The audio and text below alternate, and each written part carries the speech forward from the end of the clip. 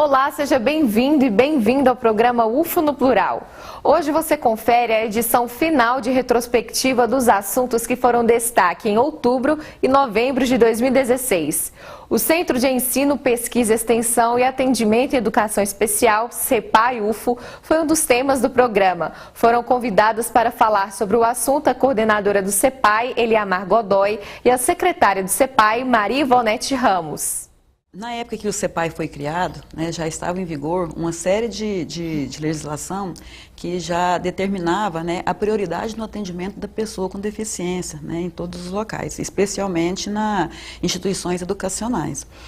Baseado nessa perspectiva de atender uma necessidade legal, o CEPAI ele foi criado justamente, a princípio, para atender a essa necessidade, essa exigência legal. E, segundamente, para poder atender a demanda interna que, nessa época, já se iniciando, em que a gente já estava recebendo já pessoas com deficiência no grupo de discentes da UFO.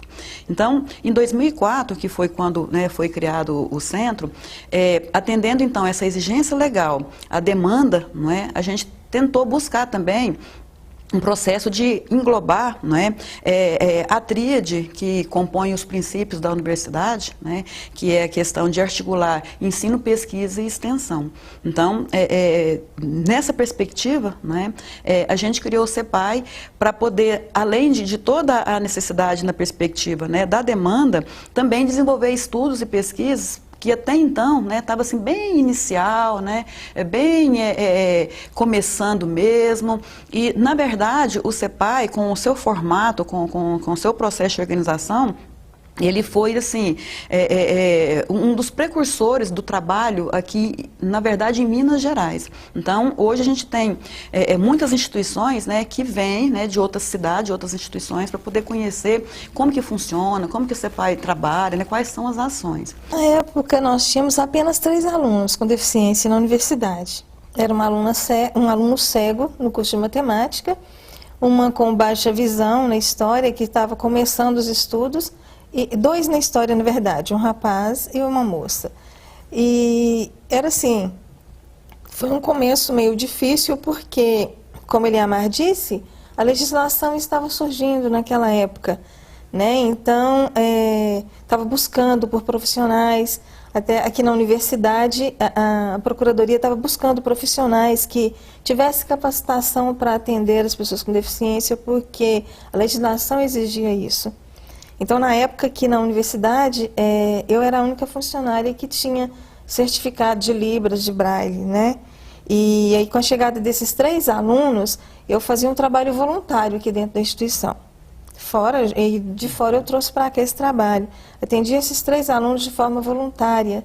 Só que chegou um momento em que o voluntariado já não resolvia mais, porque tinha a parte acadêmica, Precisava de pessoas. Sim.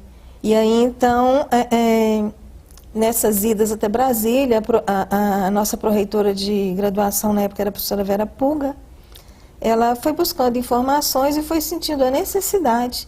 A gente precisaria criar um setor para que as nossas ações se firmassem, tivessem resultado. Inicialmente, a gente começou para atender esse público, alvo da educação especial, e no decorrer do tempo a gente foi expandindo esse atendimento, considerando que o grupo de pessoas com deficiência, alunos com deficiência foi aumentando na UFO, atualmente a gente tem um grupo razoável de pessoas, mas também, por falta de um outro setor que propiciasse um atendimento, um acompanhamento também, o CEPAI passou a acompanhar, inclusive, os servidores com deficiência, que também já estavam chegando, Ivonete, na UFO, mesmo naquela época. Considerando que esses cursos são fomentados, pelo programa Incluir, que é um recurso que o MEC manda para acompanhamento, para desenvolver ações de acessibilidade e inclusão para as instituições anualmente.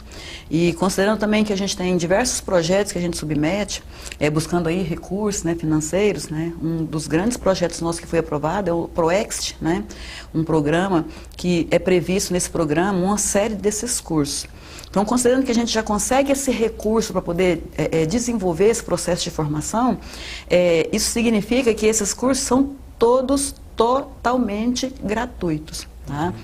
Então, ele é oferecido, né, tanto para a comunidade interna da UFO, né, professores, discentes, né, os técnicos, como também, dependendo da situação e da necessidade, a gente abre para demanda externa também, atendendo profissionais das escolas públicas, né, básicas, e também outros profissionais da área que interessam, né, em fazer o nosso curso. Em outubro, o programa divulgou a história e o trabalho da editora da Universidade Federal de Berlândia, EDUFO. As entrevistadas foram Elis Fonseca, diretora da EDUFO, e Amália Rocha, editora de publicação. Então, Gislene, a EDUFO, como você falou, começou a nascer na década de 80, em 1981, com a missão de publicar, de dar visibilidade à produção da universidade. E essa ainda é a nossa missão, mas a gente é aberto a publicações de fora da UFO também, e somos procurados por pessoas de diversos locais do Brasil. E o nosso foco é a produção acadêmico-científica, né? Às vezes as pessoas até nos ligam perguntando de publicação de livros de poesia, de autoajuda, mas esse não é o nosso foco. Nós temos um regimento que delimita as publicações pela editora, que são publicações acadêmico-científicas. A gente faz um acompanhamento dos periódicos da UFO, até são poucas editoras que trabalham com periódicos, mas nós ainda trabalhamos. Na verdade, o que a gente faz é dar um suporte a eles. Os periódicos são vinculados às unidades, aos programas de pós-graduação e caminham, né, por si mesmos, mas com um respaldo da EDUFO. O respaldo mais importante e mais recente foi a concessão do DOI, que é uma identificação internacional dos artigos publicados pelos periódicos, que faz também elevar a qualidade dos periódicos. Então, assim, a EDUFO dá esse tipo de suporte, né?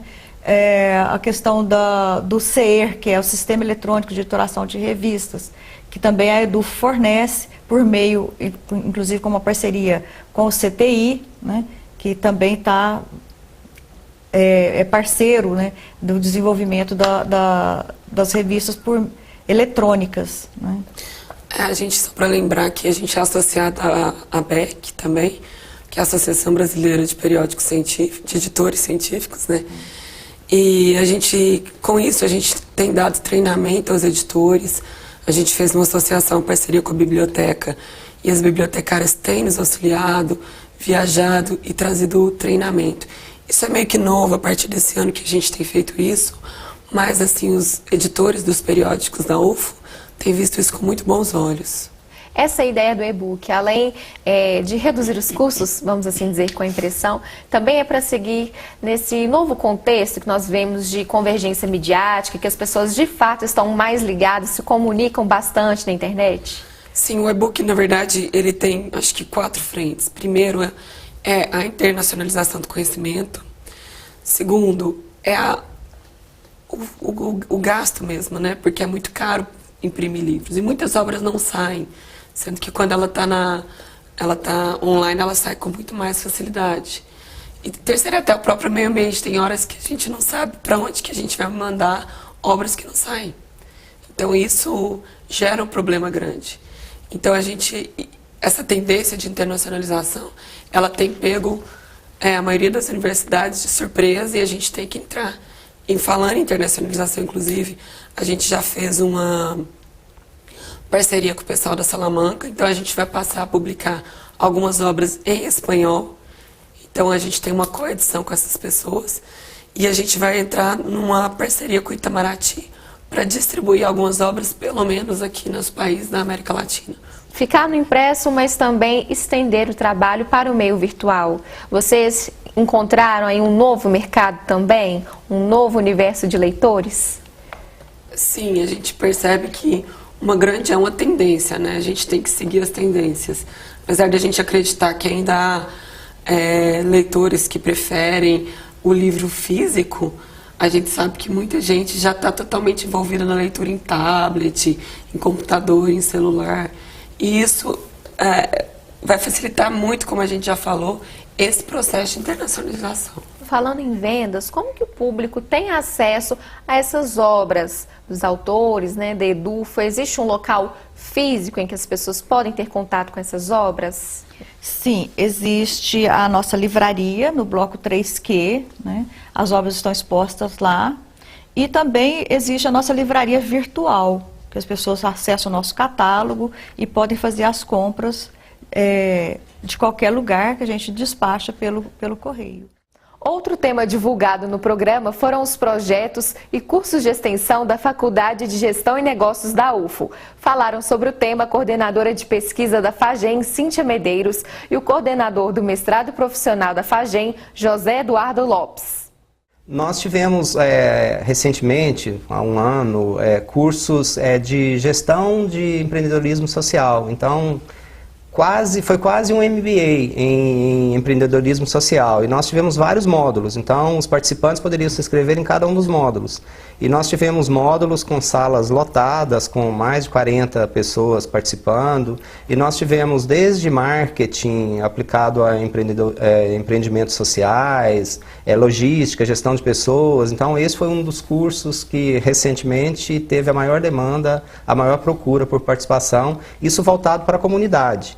Externa de uma forma geral. Nós temos também cursos como Six Sigma, qualidade, alguns cursos que são de alguma forma voltados para quem está no meio estudantil. Esses cursos também têm uma procura relevante e considerável. No caso, é seguir aquele famoso tripé, o ensino, a pesquisa e a extensão. A FAGEM se preocupa com isso? Sim. Nos preocupamos e nos preocupamos muito com isso, né? A extensão não é nova na universidade, não é nova na FAGEM, mas nós temos dado alguns passos importantes para intensificar isso ainda mais. Então a gente sente uma necessidade, tem uma demanda e, por exemplo, não é exclusividade da FAGEM, mas várias faculdades ou institutos na UFO já criaram as coordenações de extensão, já formalizadas. Então isso é um passo evidente, claro, na intensificação e na relevância e na importância da extensão na UFO de uma forma geral, e para a nossa faculdade, com certeza, isso tem um peso, uma relevância muito grande e é uma preocupação nossa. Para intensificar essa articulação entre ensino, pesquisa e extensão, nós criamos na FAGEM núcleos, né? Núcleos por área de conhecimento, ou então temáticas de conhecimento. Então nós temos hoje 10 núcleos, né, que são coordenados por professores da FAGEM, e esses núcleos são de pesquisa e extensão. Então dentro de cada núcleo, eles desenvolvem em conjunto projetos de pesquisa e extensão, e nós fazemos esses projetos de pesquisa e extensão às vezes aliado com o ensino da graduação e do mestrado. Então nós temos ali projetos de pesquisa que unem estudantes da graduação, estudantes do mestrado, num projeto para formação de pesquisadores, para formação de graduandos, né, de mestrados ou de administradores, de modo que articule, né, o que o estudante aprende na sala de aula, nos conteúdos curriculares e com conteúdos extracurriculares e de pesquisa. De que forma esses projetos podem ajudar também na formação dos alunos? Por que eles devem se envolver e colaborar nesses projetos de extensão? Bom, eu não tenho dúvida que a atividade de extensão ela é importante em qualquer área, área do conhecimento, em qualquer faculdade, universidade. Mas eu costumo dizer que na gestão, na administração, é muito difícil a gente reproduzir o mundo da gestão em laboratório. Então nós não temos um laboratório, a gente até tem algumas atividades, algumas iniciativas que a gente considera como laboratório. Mas, de fato, o laboratório da gestão, o laboratório da administração é no mundo onde a gestão e a administração acontecem. Então, a gente entende que os projetos de extensão eles configuram oportunidades ímpares dos alunos terem contato com a prática. Podemos marcar para fazer uma entrevista, para poder mostrar todas essas atividades que nós desenvolvemos.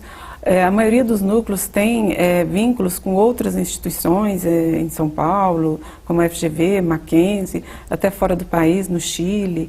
Então nós estamos articulando, né, os nossos núcleos de pesquisa de forma bem abrangente. Então quem tiver interesse em qualquer uma dessas temáticas, ou mesmo na proposta de outras temáticas, pode nos procurar, que nós iremos recebê-los com prazer. Tem algum telefone de contato, e-mail, site? O telefone é 3239-4132.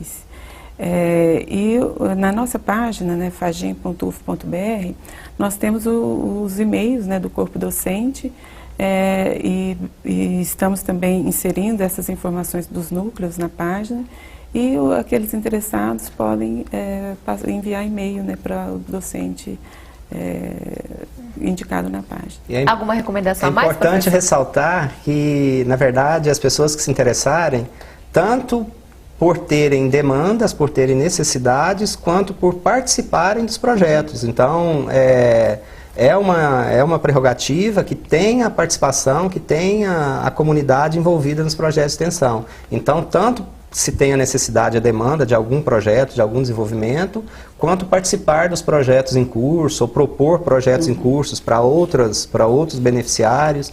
Então, a participação é bem ampla, a forma de participação e a possibilidade de participação é bem ampla. O UFO no Plural vai para um rápido intervalo e volta já. Não saia daí.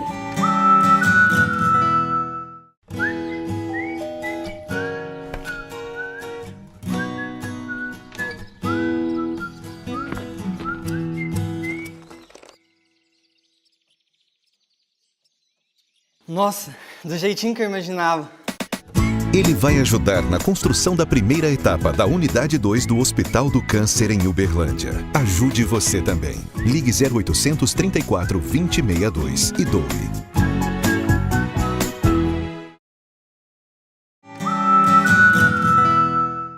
Olá, o programa UFO no Plural, Retrospectiva 2016, está de volta. Um dos assuntos debatidos no mês de outubro foi uma medida provisória que prevê a não obrigatoriedade de algumas disciplinas do currículo do ensino médio e como essas mudanças podem afetar os cursos de licenciatura da UFO. Falaram sobre o tema a diretora de ensino Giovana Mello e Marina Antunes, professora de Educação Física e membro do Fórum de Licenciatura.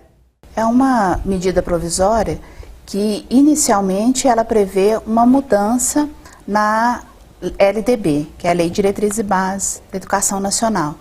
E essa mudança, ela vai impactar principalmente no não oferecimento de algumas disciplinas, como Educação Física, Artes, Filosofia e Sociologia. Mas, ao lermos com mais cuidado essa medida provisória, ela vai impactar também na questão do financiamento da educação, porque ela prevê uma mudança também na lei do Fundeb. E no caso, o que seria essa lei do Fundeb, para entendermos melhor? A lei do Fundeb, o Fundeb é o Fundo, né, de Educação Básica, o financiamento da educação básica. Então, esse fundo que vai determinar o que e o quanto de verba que vem para a educação básica. Hoje, esse financiamento, ele é para a educação básica pública. E a mudança que essa medida provisória nos coloca, ela vai falar de um financiamento da educação, sem utilizar o adjetivo público. Então, nós estamos vendo que é uma perda para as escolas públicas, porque o dinheiro, que já é pouco do financiamento da educação, pode ser dividido com escolas que não são públicas, né? Então, por isso que nós estamos chamando a atenção, porque muda a lei do Fundeb, que hoje é para a educação pública, e as escolas particulares, confessionais, vão poder também usufruir desse fundo que já é pouco, né? Nós achamos que deveria ser mais o fundo para a educação, mas esse fundo que já é pouco ainda pode ser dividido com as outras escolas não públicas. Professora Giovana, no caso dessas disciplinas ainda vão ser definidas na Base Nacional Comum Curricular, o que seria essa Base Nacional? O que está sendo discutido sobre ela no momento?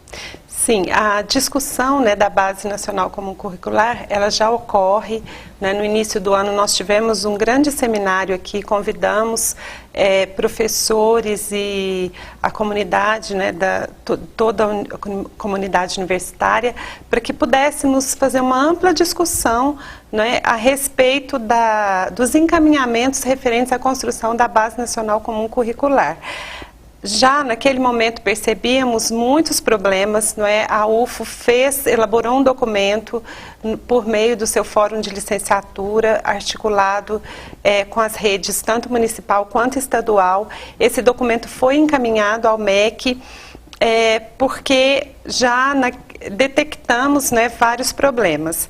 Mas eu gostaria de ressaltar também que, com relação à MP 746, existem inúmeros problemas, como a professora Marina já destacou, mas, no meu entendimento, o mais grave é por se constituir em uma medida provisória. Não se faz uma reforma da educação, que é um tema muito complexo, né? O ensino médio, ele traz problemas históricos, estruturais, e uma reforma que é feita de modo arbitrário, né, antidemocrático, sem ouvir, né, a comunidade de estudiosos, de pesquisadores, os professores, os pais, os estudantes, que estão diretamente envolvidos no ensino médio, uma medida dessa não tem como obter êxito, né? Então, e aí nós precisamos questionar, não é? A que interesses, não é, uma contra-reforma dessa atende, não é? Feita aí de modo atropelado e desconsiderando todo o debate democrático. Então, nós temos aí um conjunto de ações, um conjunto de acontecimentos, né, como o movimento da Escola Sem Partido, como essa MP 746, a PEC 241, que se articulam, né, e se configuram em graves ataques à educação brasileira. Em novembro, o programa UFO no Plural divulgou o trabalho realizado pelo setor de apoio pedagógico da UFO, que faz parte da Pró-Reitoria de Assistência Estudantil. O doutor em Educação, Aloysio Alves, falou sobre os serviços oferecidos no setor. Aloysio, primeiro, vamos explicar o que é esse setor? O setor de apoio pedagógico ou de ações pedagógicas, ele está dentro de uma divisão chamada DIPAI, que é a divisão de promoção de igualdades e apoio pedagógico. Então ele se situa no âmbito dessa divisão que visa apoiar o estudante na universidade a fazer de uma maneira mais produtiva o seu próprio caminho acadêmico aqui na UFO. E como seria possível fazer esse caminho produtivo? Tem algumas estratégias de estudo? Sim, existem algumas estratégias, mas nós costumamos nos pautar pelo seguinte: não existe uma receita que se adeque a qualquer pessoa.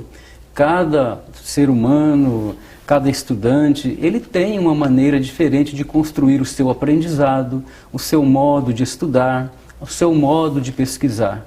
Então nós nos baseamos primeiramente numa avaliação da situação acadêmica, em que o estudante então ele é entrevistado numa entrevista semi-estruturada, e nós então temos a oportunidade de conhecer o perfil desse estudante e, a partir daí, junto com ele, construir um projeto de estudos. De todos os cursos há uma procura.